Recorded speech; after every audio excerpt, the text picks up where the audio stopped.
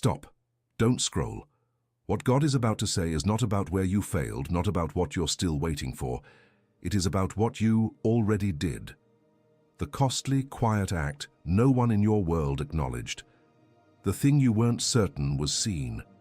It was seen. Heaven recorded it today, not as comfort, as a legal declaration entering the record. You are here because this moment was always the appointed arrival. Your body has been running on a faithfulness that was never formally stood down. You lie down and something in you stays braced, not from guilt, not from sin, but because a commissioned man does not release his posture when the room goes dark. You wake at 3 in the morning with a pressure in your chest that has no name and no address. Sleep is not the problem. The soul in permanent alert is the problem. No night's rest repairs what only a word from heaven can release. There is a decision you made, in faith at real cost, still living in your chest without a verdict. You made it correctly. In your quietest moments, you already know that. And yet, you are still turning it over, waiting for the confirmation that settles the weight. The chosen one moves in the dark and carries each choice forward alone until the sealed envelope arrives. You have been living in that aftertaste. That envelope was written before you arrived here today. Your wife learned to read your face before you crossed the threshold. She learned, on certain evenings, not to ask. Your children measure your silences with a precision nobody taught them. The grandchild who reached up found a man still somewhere else in his mind. What you carried through that door was not only your body, it was every unconfirmed decision, every unanswered prayer, every ounce the day added to what faithfulness already placed there. That house absorbed all of it. It never stopped being the most honest witness. Before this ends, I'm going to show you where you actually were in this last season, not failing, not forgotten, but doing something being written in a place you cannot see. The absence of that confirmation has cost you more than you know. You will recognize yourself in the specific, not the general, the specific night, the specific decision. And I am going to give you right here, inside this video, 3 words Solomon encoded into resting after obedience. When you hear the third, you will know exactly why you are watching this today. At the end of this message, I am going to declare 3 names over you. Not a general blessing, a specific commission. Names that belong to what heaven wrote about you before this began. I do not promise your life changes by tomorrow morning. I promise that if you stay until the ceiling, you leave knowing something you did not know, holding something specific, carrying a declaration that does not expire. If you leave before the ceiling, you leave without your name. There is a seed placed in ground so hard it should not have survived the winter. No green breaks the surface, no signal of what is moving beneath it. But the seed was not placed carelessly. It was placed by hands that knew exactly what it carried, what season it required, and what it was built to become when the right time broke the surface. What looks frozen above the ground is alive beneath. That is where you have been. You have not been fighting badly. You have been fighting without the instrument that was promised to you, one you did not know existed, built precisely for the season you are in, encoded by a man whose wisdom was authorized by God himself. The exhaustion in your body is not failure. It is evidence of a soldier faithful in the field without the map he was supposed to carry. That map exists. I'm going to show you where it is. In the comments right now, type "I am here." Not as performance and as a decree of positioning. You are declaring to heaven that you received this first word and you are staying. And about exactly this. The exhaustion faithful nights haven't fixed. The decision made in faith still living without a verdict. The weight carried across the threshold. Solomon left something encoded for exactly this. A 2-minute key that fits inside the ordinary day. I will show you what it is. Keep it in the back of your mind. And if you need to leave before the end of this video, that instrument is already waiting for you in the first pinned comment right below. But I am asking you to stay until the end, because without the context coming now, the key does not work with the same force in your hand. What I'm about to show you is the name of what has been happening to you in this silence. Without the name, the key cannot open the door it was built to reach. But before we go further, what happens to a seed that no one planted with visible intention, that no one waters, that receives no acknowledgement from the ground it was placed in, and that still insists on breaking through? Not because someone managed the conditions, because what was placed inside it was stronger than the winter surrounding it. Stay with me, that question has your name written inside it. You arrived here because something you did today opened an exception in heaven. The word was given, the decree was entered into the record, and now begins the part most people lose. Because between the verdict already issued and the verdict carried in the ordinary Tuesday, in the chest pressure at 3 in the morning, in the weight you cross the threshold with, in the face your wife reads before you speak, there is an interval. An interval the enemy knows better than you do. It is in that interval that most chosen ones lose what was granted. Not because the decree was revoked, because they arrived home Monday morning without the instrument encoded for exactly this moment. Solomon was the wisest man who ever lived. Not a title from a history book, a biblical record signed by God himself. When given the chance to ask for anything at all, he did not ask for wealth, did not ask for long life, did not ask for the heads of his enemies. He asked for wisdom, and God was so moved by the request that he gave the wisdom and gave everything else along with it. He judged the dispute between two mothers when no one else in the kingdom could adjudicate. He wrote 3,000 proverbs. He governed Israel at the highest historical apex that nation ever saw before or since. The Queen of Sheba traveled months by camel just to test that wisdom. And when she returned, she said that not even half of it had been told to her. And Jesus himself, Jesus in person, cited Solomon by name. He did not take that wisdom to the grave. He left it encoded with a surgical precision that crossed 3,000 years without losing a single edge. He left encoded how to stop turning the sealed envelope over in your hands, that decision made in faith, still living in your chest as though unresolved, when the notation was already entered in heaven today. He left encoded how to cross your threshold as the man who has heard his name, not as the man whose wife reads his face at the door and decides in that half second not to ask. So your house finally receives you present, not carrying, and your family breathes again. And he left encoded how to walk with the full gravity of a man whose record is closed, to stop performing for an audience that was never in the examination hall, to stop asking counsel from those who never passed the test, and to stop proving what heaven has already confirmed. Before I name the instrument, move your thumb to the first pinned comment right below. Don't click yet. Just let your gaze reach it and recognize that it's there. Do that now. I gathered this into a guide called The Code of Solomon's Wisdom. It is a written guide in PDF that you read in one 40-minute sitting, plus the audio of the Ritual of the Righteous Sleep in MP3 to listen before bed, and the written guide of the 7 morning decrees in PDF to open in the first hour of your day. It is in the first pinned comment right below. The union of the wisdom of Proverbs with the principles of peaceful restoration. What moves a person from survival posture into the posture of clarity and decision. Solomon wrote it. I organized it for the ordinary day you are living right now in the week that begins tomorrow. Alongside the main guide come 2 instruments I placed there because without them the guide would have a gap. The first is the Ritual of the Righteous Sleep. 10 minutes before you lie down, guided by what David wrote in Psalm 4:8, I will both lay me down in peace and sleep, for thou, Lord, only makest me dwell in safety.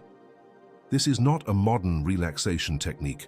It is the act of placing under the custody of the one who does not sleep everything you carried all day, so your soul stops standing watch over what is already in hands that do not need you awake to defend what is yours.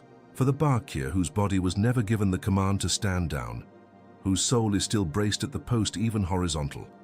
The second is the awakening of clarity, the 7 morning decrees, 5 minutes upon waking, before your phone, before your coffee, before the first message the world tries to write into you. 7 decrees spoken in your own voice, drawn from the wisdom of Proverbs. That position the day before the day positions you. Not positive affirmation, biblical decree in your own voice, the posture of the heir who has heard his verdict before the calendar, the unresolved weight, and the noise of the untested speak first. And the value, less than a Starbucks coffee in the afternoon, less than a simple Sunday lunch with your family, less than a tank of gas to drive to church on Sunday. I placed it at this value deliberately, not because it is worth little. It is worth what Solomon encoded across 3,000 years. I placed it here so the only obstacle between you and this instrument is your decision to extend your hand. No price barrier, no scheduling conflict, no travel. Only your hand reaching toward the link, and there is a guarantee of 7 days.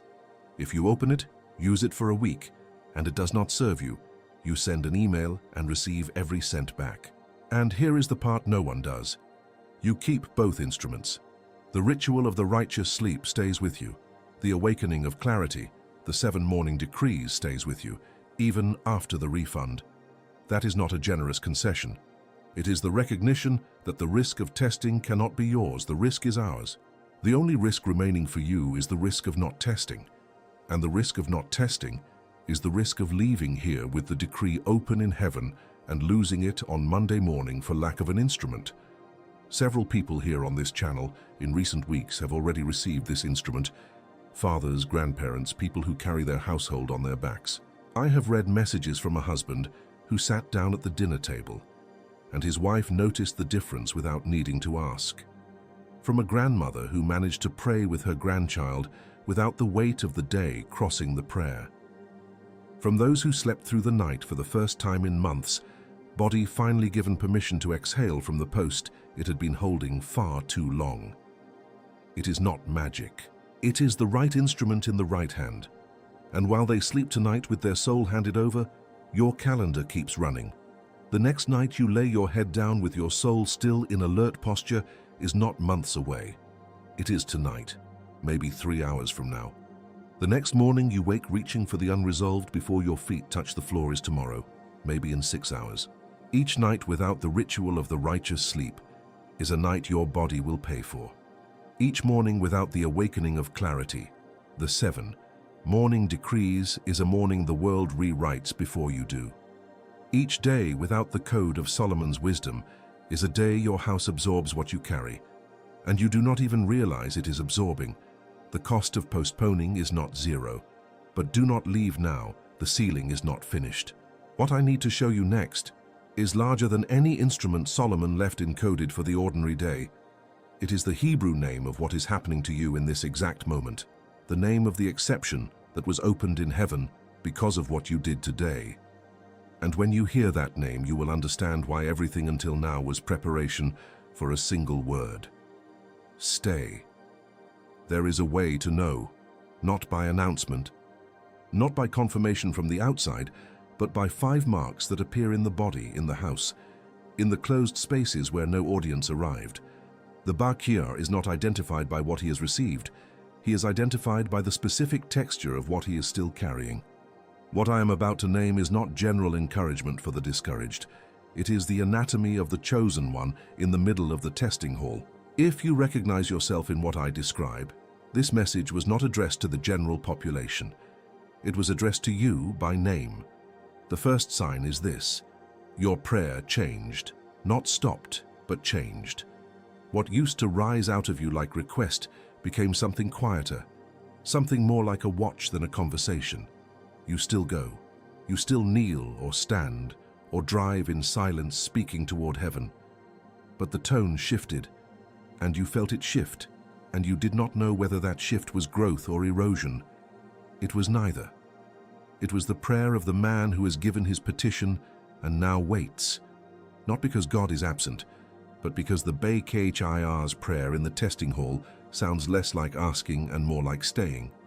The second sign is this: you made a choice, in faith, at cost, and it is still living in your chest, unresolved. Not because you regret it, not because it was wrong, because it was carried forward without confirmation, and the verdict has not yet been placed in your hands. You have named the pattern. You have seen the same dynamic return in different contexts, different circumstances, different faces, and you have not been able to break it because the key is not a technique. It is a verdict, and that verdict was entered in heaven today. The third sign is this: your house learned to read you before you spoke. Your wife measured the weight of your footsteps before your key turned in the lock. Your children adjusted to a version of you that has been somewhere else in his mind for longer than they can name. The grandchild reached up and found you present in body and absent in your eyes. This is not a failure of love. It is the evidence of how long the unconfirmed weight has been crossing the threshold with you. Your family is not the collateral of your calling. They are the most honest record of how long the examination has been running. The fourth sign is this: something leaks. You cannot name the exit point, but you feel the drain. You lie down exhausted and wake already at a deficit. Resources that should have built by now are still level or receding. Plans that were sound encounter friction at the precise moment momentum should have arrived. This is not mismanagement. It is the texture of a season in which the Bay KHIR fights in full faithfulness without the instrument encoded for that specific field, and every week without it costs something that faithfulness alone cannot recover. The fifth sign is this: you asked for confirmation, and the room stayed silent. Not hostile, not ambiguous, just still. And in that stillness you had to decide, more than once, whether to read silence as absence or as something you did not yet have language to name. You kept choosing to stay. You kept rendering the obedience that no one witnessed. You kept going when the lack of response could have justified stopping. That steadiness inside the silence is not stubbornness. That is the signature of a man whose record is full and whose name was written by someone who does not need an announcement to make it permanent. If you recognize yourself in at least 3 of those 5 signs, write in the comments right now: I carry what no one else carries, not as performance, as a declaration of positioning. A statement to heaven and to your own soul that you received this identification and are not walking away from what it means. If 3 of those 5 belong to you, this message was not broadcast to an audience. It was delivered to an address. Every one of those 5 signs is pressure, applied with precision to a specific grade of material. The testing hall does not heat randomly. It applies the exact temperature to what requires that temperature and no more. Carbon does not become diamond through comfort, through early confirmation, through applause that arrives ahead of schedule. It becomes diamond through sustained pressure in a sealed chamber. And that chamber is only sealed around what the refiner already knows can bear it. What felt like being pressed past the point of endurance was the refinement. The diamond does not resemble the coal. That is not incidental. That is the design. Before I give you the Hebrew name of what you carry, and I will give it to you, and when you hear it, it will name something you have been carrying for longer than you realized, I need you to hold one thing. The instrument Solomon encoded for the ordinary day, the one I placed before you earlier, does not replace what you are about to receive. It carries what you are about to receive into Monday morning, into the 3 a.m. pressure, into the threshold crossing, into the week that begins when this video ends. First the name, then the instrument. Stay. There is a word in Hebrew that does not simply mean what most translations offer. When I say it, when you hear its weight and I give you its actual anatomy, you will understand something about this entire season that no amount of well-meaning counsel has been able to give you, because they did not have the word. Stay with me. Close your eyes. Breathe deeply. Place your hand on your chest, not as ritual, as recognition that what lives under that hand has a name that was assigned before you knew you would need it. You have been carrying this name for the length of the entire season. You called it silence. You called it waiting. You called it the gap between the obedience you rendered and the confirmation that did not come. Heaven calls it something else. And the name heaven uses does not translate to any of the words you have been using. That is why no counsel reached the center of it. They were naming the wrong thing. I am about to name the right one. The word is bakir. Say it the way it sounds, bakir, 2 syllables. The weight is on the second bakir. Let it land before you analyze it. Most translations render this as chosen one, and stop there, as if chosen simply means selected, as if bakir is God scanning a list and placing a mark beside a name, with no reason given, no standard met, no test survived, as if chosen were the beginning of something. In the language in which it was first written, bakir is not the beginning. It is the verdict at the end of a process that most people would not have completed. Bakir does not mean selected. It means proven. The root carries the full weight of the trial that was administered and survived. To be bakir is not to be preferred. It is to have passed. There is an examination embedded in the word that most translations leave in the original language, and never deliver to you. God does not issue bakir as a preference. He issues it as a certification. What you have been interpreting as silence, as absence, as delay, as God looking elsewhere, was the examination room. Heaven does not announce bakir while the examination is still running. The silence was not the answer. The silence was the test, and today the notation was entered. This is why the body never stood down. The bakir's body stays at the post because the commission was never formally completed in his hearing. He lay down still braced, not from guilt, not from sin, but because a man does not release his posture when the orders never arrive to stand down. That is not a malfunction. That is the body of a soldier in perfect fidelity to the assignment, waiting for the word that releases him to exhale. The word has now been spoken. What you have been experiencing in the chest, in the 3 a.m. hours, in the exhaustion that sleep alone cannot repair, that is the bakir's body doing exactly what a faithful body does while the examination runs. It held, the exam is closed, and here is what the record shows. Psalm 105:43. And he brought forth his people with joy, and his chosen with gladness. The word rendered chosen in that verse is the same root, bakir. God does not bring forth the bakir in silence or in shame. He brings them forth with gladness, as one who has something to show, as one whose archive is full and whose evidence is undeniable. That verse is not describing a future event for someone else. That verse is the grammar of what is happening in this moment, for the one who has been in the hall. Heaven does not mourn the bakir's exit from the exam room. Heaven brings him forth rejoicing. This season has a name before it has an end. That is what I need you to receive before we go any further. You do not need the season to be over in order to hold the name.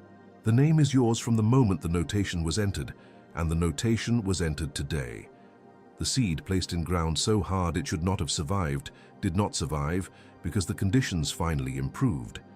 It survived because what was deposited inside it was stronger than the winter assigned to it. The bakir is not the one who outlasted the silence through discipline. He is the one in whom something was deposited that the silence was never capable of eliminating. That seed is not metaphor, it is anatomy, it is what you carry. Now that you know the name of what you carry, I need to show you that someone carried this before you. Not in a distant century as a story you admire from a distance, but in a specific night, with a specific weight, standing before a specific silence that should have made him stop and did not. What happened in that night will change the way you understand every day that comes after this one. And when I show you what Solomon did with the bakir inside of him, the night before the fire came down, the night he knelt not as a builder finished with the work, but as a man asking whether what he built was enough to receive what he had spent 7 years preparing to contain, you will understand why the instrument he encoded was not written for the triumphant. It was written for the exact texture of what you are carrying. Stay with me. I promise to come back to this. It is now. Solomon carried something you recognize, not the crown, not the reputation, not the weight of a kingdom built at the apex of its power. He carried the silence between completed obedience and unconfirmed reception. 7 years of construction, every measurement correct, every instruction followed, every cubit placed exactly where the blueprint required. And when the last stone was set, and the work was finished, and every human voice that could have confirmed it stood quiet, he did not celebrate. He knelt, because a man who builds for the presence of God does not declare the house ready. He asks, there was a night before the fire came down, before the glory filled the temple so fully that the priests could not stand to minister, before every external confirmation arrived. Solomon was alone in the space between the completed obedience and the unconfirmed reception, and he knelt not as a man presenting a finished product, but as a man who understood something most builders miss entirely. The construction was not the outcome. The construction was the instrument. What it was built to contain still required a posture of reception that no amount of architectural precision could produce on its own. He had done everything right. And then he asked. This is where Solomon's wisdom was not theoretical. Standing in that temple, having already written 3,000 proverbs, having already judged the dispute no court could resolve, having already governed the wisest assembly on earth, He applied the most practical wisdom of all. He did not assume that the doing guaranteed the dwelling. He knelt and said, "But will God indeed dwell on the earth? Behold the heavens, even the heavens of heavens cannot contain you. How much less this house that I have built?" He completed everything correctly, and then got small enough to receive what the house could never earn. That is the posture of the Bakechire. And then the fire came down from heaven. Not because the temple was architecturally perfect, it was. Not because the sacrifice was sufficient in quantity, it was. The fire came because Solomon stood in the posture of reception and not accomplishment. 7 years of building were not the obedience, they were the preparation for the posture. What looked like construction was preparation for a moment of total surrender. What looks like your long, unwitnessed faithfulness was not the waiting room. It was the building of the posture that receives what comes next. Heaven does not move toward the man still celebrating the finished work. It moves toward the one kneeling inside it. If what I am describing belongs to you, if you have been building in faithfulness and waiting for the fire to confirm what your hands have already done, press the like on this video right now, not as engagement, as intercession. Every person who presses that button sends this word toward another Bakechar, still in the building phase, who does not yet know the fire is close. You are not doing this for me. You are doing this for the one still in the silence who needs to hear the name, the one whose record is already full and who has not yet been told. The first name heaven has assigned you is Keeper of the Record, not the one who tries to be remembered, not the one who builds a visible legacy so that acknowledgement eventually arrives. The Keeper of the Record is the one whose acts fill the archive before the earth ever knows they happened, the one who rendered obedience that no audience witnessed and no camera captured, whose faithfulness entered the register in a language that does not require your confirmation to be binding. That name was written the moment you chose correctly in the dark and told no one. The Keeper of the Record does not need external confirmation, because the record does not live in the external. It lives in an archive that was functioning before your first act of faithfulness and will function after the last. This name authorizes you to stop performing for an audience that was never in the examination hall. The record is not held by those who saw you or failed to see you.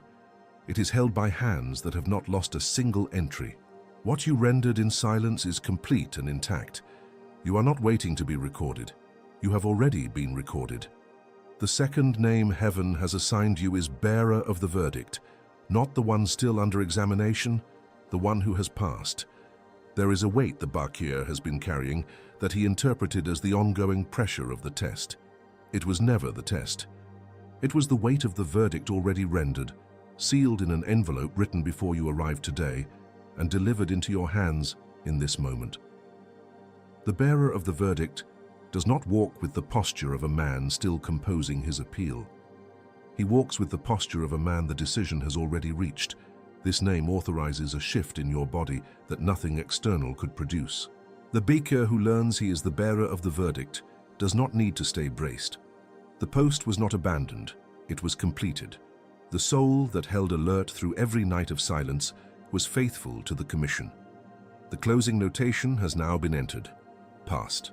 The exhaustion in your body is not the residue of failure. It is the residue of a soldier who held the post through the full length of the examination without being told when it would end. The verdict says, you held it. It is closed. You are released to exhale. The third name heaven has assigned you is sent with the record. This is not where you settle. This is where you are dispatched. From the moment the notation was entered, the Bakir does not remain in the examination hall. He is sent. Not sent empty-handed. Not sent to rebuild what the silence eroded. Not sent to prove again what heaven has already confirmed. Sent with the record. The archive travels with the sent one as authority, not as credential to present to men, not as memory to draw comfort from, but as the sealed weight of what was entered in heaven carrying forward into every room you enter from this day. This name closes something the other two prepared. The sent with the record does not ask permission to move forward. The sending is the permission. The direction is forward. The weight you have been carrying that felt like an anchor was the weight of the record that was always meant to travel with you. not to hold you in place, but to make every step from this moment carry the authority of what was written before you took it. You are not starting over. You are not recovering lost ground.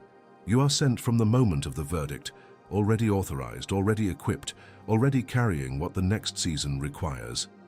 Solomon operated on the same frequency, the Ba-Khir, who completed the building and then received the fire. These three names are not labels, they are tuning. Keeper of the record aligns your identity to the archive that has always been functioning.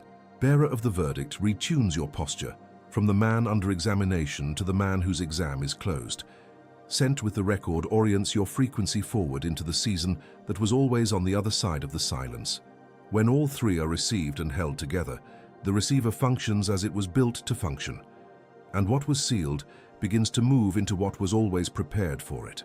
But there is something the enemy does not want you to know about these three names, because when you understand it, when you see what he loses the moment you receive all three, he loses the primary weapon he has been using against you for the full length of this season. The weapon that made you read the silence as the verdict, the weapon that turned the examination hall into evidence of abandonment. When I show you how that weapon works and name it precisely, you will recognize it from every direction he used it, and you will never receive it as your own thought again. Stay with me. Now that you know your name, the adversary loses his primary weapon, and he knows it. What just happened in this room was not private. A verdict was issued, three names were declared, and the archive was sealed. Hell does not receive that quietly. What comes next is not random attack. It is a targeted campaign designed for the specific profile of the Ba-Khir, who now knows exactly who he is. 3 tactics, 3 entry points, each one calibrated to the place you are most exposed. I am going to name all 3 before they arrive. A soldier who sees the map does not fear the terrain. You are seeing the map now. The first tactic is the erosion of comparison. The adversary will point you towards someone who received visibly, someone whose confirmation came loud, whose harvest was public, whose season turned with witnesses in the room. He will place that image next to your silence and say, "Look at what they received. Look at what you did not." He will frame your invisible record as evidence of a ranking, as if Ba-Khir were issued on a shared curve, as if your trajectory were running on someone else's calendar, as if the absence of their announcement in your life meant the absence of the verdict in your file. The weapon against comparison is the decree of singular trajectory. Ba-Khir is not issued on a shared curve. Your record is not measured against theirs because your assignment was never parallel to theirs. The moment you begin comparing your winter to someone else's spring, you have accepted a frame the adversary built. Because your season has never been their season, your post has never been their post, and your archive has never been their archive. Speak this out loud. My record is not measured against theirs. My trajectory is singular. My verdict was written for my name, not for a category. The second tactic is the erosion of perception. The adversary will take the silence of the testing hall, the same silence you now know was the examination room, and he will fill your house with noise, small fires, unanswered messages, unexpected friction. The static that makes the still small voice harder to locate. He cannot undo what was declared over you. He can try to make you reinterpret it. He will work to make the silence that carried the verdict feel like the silence that preceded abandonment. Because if he can erode your perception of what the silence meant, he recovers the ground he lost today. The weapon against eroded perception is the memory of the altar. You have a specific moment, a moment in which God was unmistakably, undeniably real in your life, a moment you cannot explain away. That moment is not nostalgia. It is a legal record in the court of heaven, prior evidence of a God who showed up before and whose character does not change. When perception lies, altar memory speaks. Go back to that moment. Declare it. The altar is not in the past. It is permanent evidence in a court that never closes. The verdict today does not stand alone. It stands on a record that was already being built before you arrived. The third tactic is the erosion of persistence. The adversary concentrates his heaviest pressure not at the beginning of the season, when the Ba-Khir is still fueled by the initial commission, but in the final hours before reception. He waited. He measured. He knows the envelope has been delivered and he cannot intercept it. So he floods the final stretch. Fatigue, doubt, distraction, the weight of every year arriving at once in the last mile. He counts on the backyard abandoning the post at the 24-hour mark. He has done it before with others. He is attempting it now. The weapon against the erosion of persistence is the resistance of the last second. You do not need to run. You do not need to sprint. You need only refuse to leave the threshold. The Bakir, who is still standing when the door opens, did not need more strength. He needed the single decision to stay when everything demanded he sit down. The record is not closed by the most spectacular act. It is closed by the one who remained at the post after every reason to leave had been presented and rejected. Staying is the weapon. Remaining is the decree. The last second belongs to the one who refused to move. Subscribe to this channel, not as a social gesture, not as a passive click, but as the positioning of a receiver. What came through this message is part of a frequency that runs through this space. The Bakir, who positions himself to continue receiving, is the one whose archive does not stop filling when this video ends. Subscribe as an act of deliberate alignment, placing your receiver inside the signal, so that what comes next in this channel finds you already positioned and not scrambling to locate the frequency from outside the range. Now that you know who you are, and you know what you are facing, and you know what you carry in your hands, there is a prayer that needs to be spoken, not by me, by you. And I am going to lead you through it. Stay with me. Close your eyes now. Place both hands over your chest. Breathe deeply before we continue. Bring to the surface what you have been carrying, all 3 layers without arranging them first. Bring the exhaustion in your body, the fact that you lay down faithful and woke still braced, that the post was never given a formal stand-down order, that your shoulders carried the weight of the threshold home to people who needed you to put it down, and you could not. Bring the decision still living in your chest, the choice made in faith, that real cost in the dark, without confirmation attached.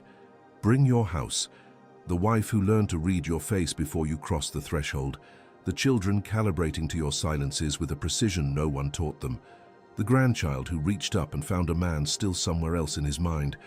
Lay all 3 on this altar, without diminishing them, without apologizing for the size. Now receive these names, not as a reward, as a declaration over what you carried.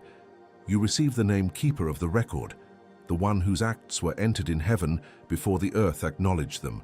You receive the name Bearer of the Verdict, the one whose examination is now closed, whose notation is sealed, whose posture shifts tonight from waiting for confirmation to walking as one who already received it. And you receive the name Sent with the Record, the one dispatched forward from this moment, carrying the archive as authority and not as burden. Receive all 3 with both hands on your chest, exactly where they are right now. They were always written for you. Today they were delivered. What speaks next is not my voice. Place your hands where they are and do not move them. What you are about to receive comes from the one who has been watching the examination from the beginning. I saw you in the nights when you could not release the post, lying on your back in the dark, the pressure arriving in your chest before your first conscious thought had formed, your body still at attention, still holding the weight of a commission it was never formally told had been received. You were not anxious, you were faithful. A soldier does not abandon his post because the room goes dark. You held it with your body when you could no longer hold it with your mind, and I did not misread what that cost you. What your body has been paying for was not sleeplessness. It was fidelity past its ordinary weight limit. Tonight the soldier is told, you held. You may exhale now. I saw you at the table before the coffee was finished. The weight of the unresolved choice arriving before the day had started. The sealed envelope turning one more time in your hands. You made that decision correctly. In the dark, without an audience, at real cost, with no confirmation scheduled to follow. And you carried the aftertaste of it as though the rightness of the choice depended on its visible outcome. It never did. The notation was entered the moment you chose. Not when someone witnessed it, not when the results appeared, not when the silence finally broke. The moment the decision was made in faithfulness, the record was opened. You were never unreceived, you were always entered. I saw you cross the threshold with everything still on your shoulders. I saw your wife read your face in the half-second before she decided not to ask. I saw your children measure the weight of your silences with a precision no one taught them. I saw the grandchild reach up and find a man still somewhere behind his own eyes. And I saw what it cost you. Not only what it cost them, but the weight of being the man who wanted to put it down and had no permission to release it yet. I am giving that permission now. You are released to cross that threshold as the Bakar who has heard his name spoken from heaven. Your house will feel the difference before you explain a single word of it. You are not the man who survived the silence. You are the one I was watching through it. What looked like invisibility to you was attention, the specific, undivided attention of a God who does not issue Bakar without observing the full length of the trial. The season did not close because conditions improved. It closed because you passed.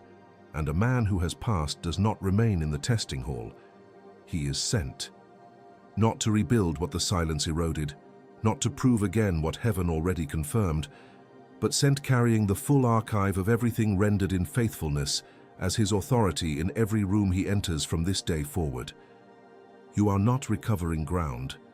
You are being dispatched from it. You are committed. You are commissioned. You are sent.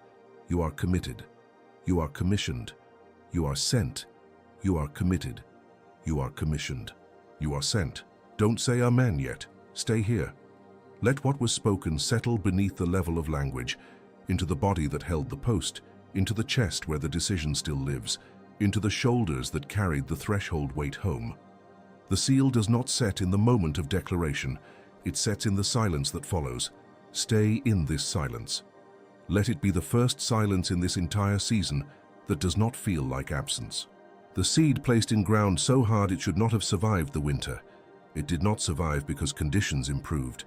It survived because what was deposited inside it was never compatible with the winter assigned to it. What was placed inside it was always stronger than the frost pressing down from above. Today something broke the surface that has been alive beneath it for the full length of the silence. What you felt was not frozen. It was gathering. The ground that looked like it had forgotten how to produce was not forgotten, and it was not empty. It was the specific texture of a field in which something that cannot be stopped was being made ready. That field is your life. The green that breaks through today was always where the winter was pointing. The seed survived because of what it carried, not because of what the season allowed. Now you may say amen. Don't open your eyes yet. Keep your hands on your chest. The seal is fresh, and it's exactly now that the adversary will try his first attack. What was sealed here will be tested the first time your alarm sounds Monday morning, when the routine returns, when the voice of the old cycle tries to reread what happened tonight as passing emotion from a Sunday evening. The enemy does not accept without a fight what was just decreed over you. And the one commissioned without an instrument walks the open field without what Solomon encoded for precisely this moment. The exception was opened in heaven. Now, it must survive the ordinary day. The code of Solomon's wisdom is in the first pinned comment right below, not as a substitute for what you received in this message, as the companion that defends what was sealed, because a decree without an instrument fades by Monday morning, and the adversary counts on Monday. Less than a Starbucks coffee in the afternoon, less than a Saturday afternoon snack, with a guarantee of 7 days and both bonus instruments that stay with you even if it doesn't serve you. The risk is ours, the hand is yours.